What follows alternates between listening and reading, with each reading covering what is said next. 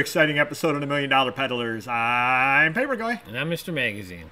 And it's a Saturday. That means it's a what sold on eBay BOLO day. Yeah, Everybody's nice. favorite day. Cue the confetti. Take it away, Mr. Magazine. Very exciting here to be here today. I see this. So, we have a Controlled Data Corporation 1960 annual report. Nice. Now, I have tons of annual reports all over my warehouse. I just have to find them, but they always sell. There's always someone looking for some annual report to some company, regardless. So this is an older one, Controlled Data. I'm sure they weren't around too long, or they're not around anymore. But nevertheless, sold for $31. $31 out of something like that. That you can find these at estate sales, especially around here. You can find Eastman Kodak ones, which sell all the time. Yeah. Because if the person invested in the company back in the day, they would have received the annual report. They would have taken it and put it away with their papers to look at in the future, would have completely forgotten about it, and then when they have the estate sale, they get found again, and they're put out for $1 a piece. And you can buy them all day long, and if there's a big pile of them, you go to the estate sale, the person holding the estate sale, and say, gee, you got a pile of those. How much for all of them? Right. And they'll cut you a deal on them, and you'll end up walking out with 30 of them for $10. So good money to be made on those. That truly is a BOLO that you will find out there. Yeah. All right. Moving on. Matchbox Car, Superchargers, Mud Racers. It's, I think, 1980s, 1986. It's of a Corvette, which the listener failed to mention. But regardless, it's sold for Nobody buys Corvettes. No, it's sold for $22, and for some reason, these monster trucks with these big tires are always selling. So even if they're loose in lots, we've sold lots before, 20, 30 of them. You get $2, $3, $4, $5 for loose ones. So each. Yep. Yeah. So keep an eye out on monster trucks or anything Matchbox vintage. It's not bad at all. $22. Yeah. No, very good. All right, Baseball Card Magazine. We've discussed these in the past because, you know, there's always cards. And if you get the ones with the cards in them, they're in mint condition. People are grading them. They're going for a premium. This has Griffey on the cover. There's, I think, let's see which cards are inside as well. You got Deion Sanders, Frank Thomas, Albert Bell. So there's other players in there as well that sell. People know, yeah. But also show the cards when you're listing them so they know who they're getting, so you don't have, you know, bombarded emails regarding this. So. Now, let me ask a question for you. Sure. On that Baseball Cards magazine, did everyone from February 1993 have the same cards in it? Or did they have different cards? I think that month had the same cards in it. I'm pretty sure. So people should know what cards are in there, but they still will ask. They probably want to see them, too, though, to make sure the condition. Of course, yeah. All right. I don't know if we discussed this already, but you can sell High Times on eBay, and we've been selling like hotcakes. This is issue 333, May 2003. Frances McDormand on the cover. Actress from Fargo, but you already knew that. I was just going to ask you who she is, so I guess I didn't know that. But it sold for $17. Most of them can sell for $10 to $20.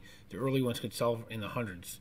And this is another one of those things that you tend to find a fair number of them. Yeah. No, people didn't generally just buy one. Either you were into the lifestyle or you weren't into the lifestyle, and if you were, you probably had a whole bunch of them sitting around. Yeah, but with all the states changing their laws on marijuana, eBay lifted theirs as well, and you can sell these now. Nice. All right. Starting lineup, Kenner 1988, Roger Clemens. These basically turned into, I don't want to use the word junk, but people consider them junk now with McFarlane's. They're like fancier, they're bigger, they're more money, more collectible variations, where the starting lineups are very dull looking. But guess what? They still sell. You can pick these up for $1 or $2. This Clemens one was probably worth $40 at one point, but I still got $18 out of it after paying a couple bucks for it. Well, now I do have a quick question for you on that. Sure. You're offering free shipping and handling? Is that what you need to do in that category? This was an older one we did. We did an experiment 7 years ago with free shipping and handling, and I didn't like it too much. But if I sell one nowadays, there will be shipping on it. Okay. No, I just was wondering if that was, because there are some categories where you almost have to offer free shipping. Yeah, we tried it on some things back in the day. You do it on sports cards, correct? Currently? Yes. Yeah, that's all. I think that's all we do it on. Yep. Definitely. And lastly, if you find these out there, you can sell these on eBay as well. There's nothing pornographic about it. These are cheesecake. Yep. You know, vintage black and white photos, and you know, I buy them all the time from people that have collections or selling off, and you know, you can get them $2, $3, $4, $5, and they sell for $20 or more, depending on what they look like in the picture. But she's fully clothed in lingerie, and you can sell them. Tell you, I went to Cheesecake Factory and was sadly disappointed. Exactly. Do you get it? Oh yeah, sure. See what I did there? First item I have up over this week. Back in the day, I'm going to ask you, go back 20 years or so when we were first starting selling on eBay. Okay. What was the thought, not just among us, but among everybody within our circle that sold stuff, locally, of what newspapers, about whether they were good or not? I didn't touch them for a while. And nobody else did either. Right, they were considered junk, and that was always, they're just newspapers. You wait till a big collection comes around and you run an experiment and see how they go. Newspapers actually do sell, and you can find them out there, and you can pay very, very little for them in general. This is Lisle, New York, I guess. Gleaner newspaper, February 6, 1919, Groundhog Day, Cedar Point, Sandusky, Ohio. Probably the Cedar Point is what sold it, but I did end up getting $20 out of it. Not the greatest condition, folded in quarters, has small tears on it. And I did not list how many pages, which is a brilliant move by me. I did show, though, I'm sure down over here, they talked about Cedar Point. We're not talking about, a huge article on them or anything like that. It was 1919 before they were the amusement park we know today. But somebody ended up buying it for $20. They're not going to fly off the shelf, but something or other like this, you're going to pay $1 or less for. You can get $20 out of it.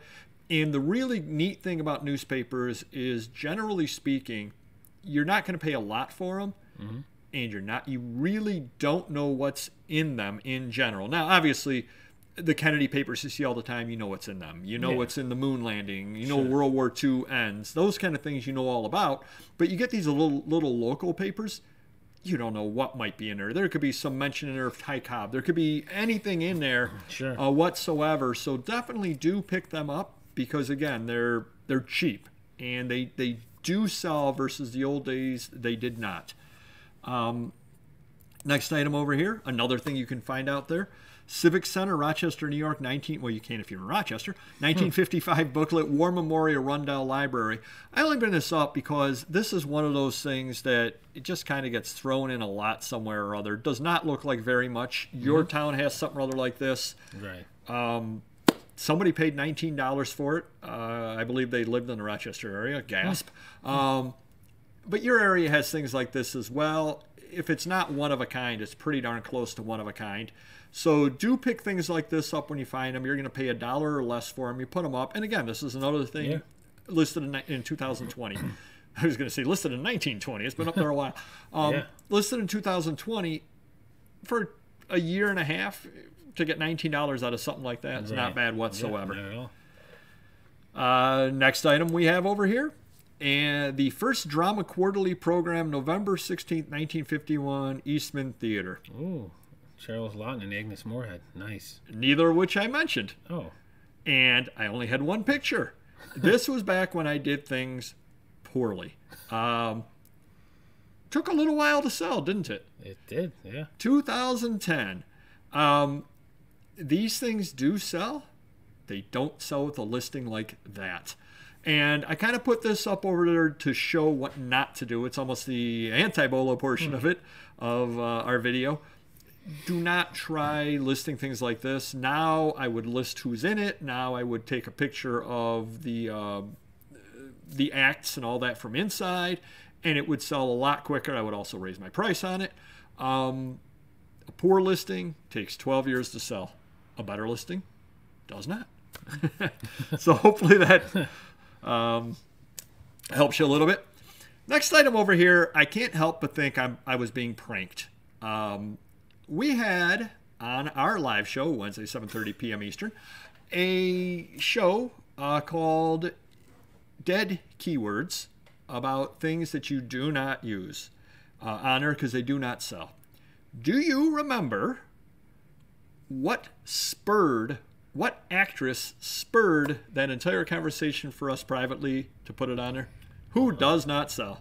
Oh, jeez. Judy Garland's daughter. Oh, Liza Minnelli. Liza Minnelli does not sell until she does.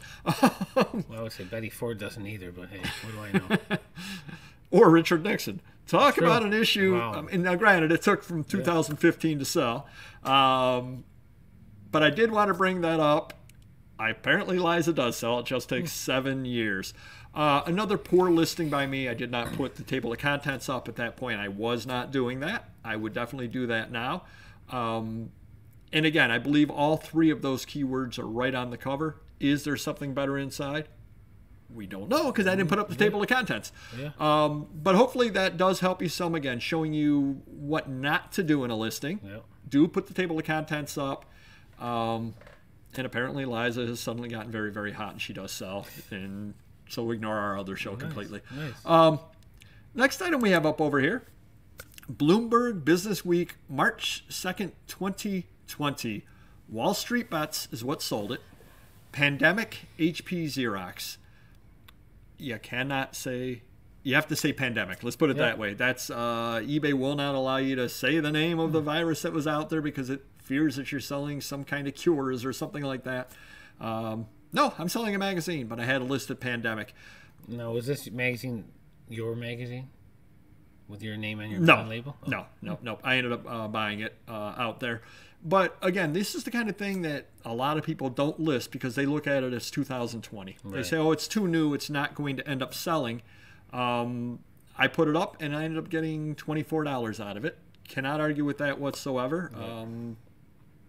And I don't know, have you had these before? I have, yeah. Very, very thin magazines. I'm going to say, I don't know, 40 pages if I had to take a guess. The Economist, kind of like that. Economist is a lot thicker. Economist is about 120 pages. Yeah, this is very thin, like 40 pages. Wafa thin. Can't eat another bite. And the last item we have over here, and before I bring it up, I'd like to say something. In your face! That's right. Win Magazine, your all-time favorite magazine. No, I'm never buying these. I'm never buying these if they come through my door. I've heard so much about these, so much. Actually, all of our videos, I don't know, hundreds of them, they all have the word Win Magazine in them. If you're interested in buying Win magazines, you need to go to Papergoy because he has captured the market on those. Yes. Wow. Win magazine, June 15th, 1980, China, CIA, FBI, NSA build day. I'm going to give you an insider tip over here. There is a gentleman out there that buys things with CIA. He's purchased other Win magazines from me before to discuss the CIA. If you do have things out there that mention the CIA, and you know what the really nice thing about the CIA? What's that? 3 letters? I was going to say they're very, very good people and are not watching us. The other really good thing about it is 3 letters. It does not take up much room at all as a keyword. So do put it in because there is a gentleman out there buying it. He bought the other 2 Win magazines from me previously that mentioned it. And then as soon as this one came in and I listed it, I knew he would buy this because he collects those. Now, do you have any of these on your website? Only because they come through from the eBay. On the link, papergoy.com. There you go. There you go. See the lead in. That's a very beautiful lead in. Yeah. So hopefully you did enjoy this video. Hopefully this does help you some. We try to make it entertaining, but do tell you things, mistakes that we've made and all that kind of thing. Mr. Magazine no longer does the free shipping. I do show the table of contents. Do better keywords now. Yep. And CIA does sell things, so hopefully that will help you sell something out there. And hit the like button, and we will see you next video as the rain starts. Take care. Bye-bye.